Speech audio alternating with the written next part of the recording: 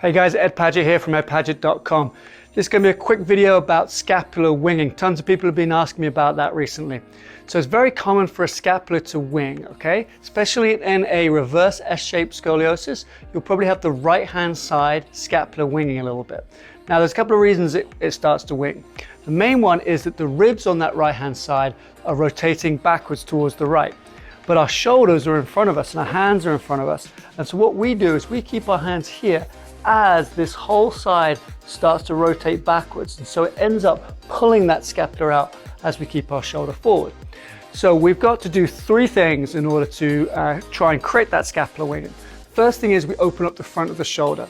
Second thing is we strengthen the muscles in between the shoulder blades. Third thing is we move the ribs forward as much as we can. Moving the ribs forward will be done with scoliosis specific exercises. All right, but this one's just for the scapula, super simple. You're going to take hold of a dowel and you're going to let that dowel rotate outwards and forwards, okay? As it rotates outwards, it externally rotates your arm and drives that scapula towards the spine at the back, but it also opens up my front. So here you can see it driving the scapula in towards the spine, and here you can see it opening up the front of my shoulder. All right, we're going to make that a little bit more specific to kind of gait. So if I was to take a step forward here, my arm would come back here, and my left arm would go forward just a little bit. So let's play with that. So we're just going to step, and then rather than step forward each time, I'm just going to rock my hips backwards and forwards. So I'm getting a little bit of a stretch through my front hip here and my back hip.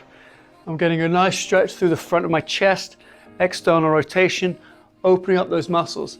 Now as the pole goes back, I'm actually pulling it in between my shoulder blades. So I'm working those lower scapular muscles, the lower trapezius, and the muscles in between the shoulder blades as well, the rhomboids. All right, so that's what I want you to do to start opening up your chest and start to correct that scapular winging. But remember, the most important movement in there probably is to move the ribs forward, and that will be done with scoliosis specific exercise.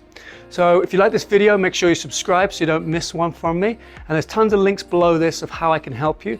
But also, I want to offer you something new. If you want to book a one-on-one call with me, we can have a quick call, discuss your situation, and see if there's any of my programs or anything I can do that can help you. So just click the button below and you'll be taken to a call page, book a call. I look forward to speaking to you soon. Take care.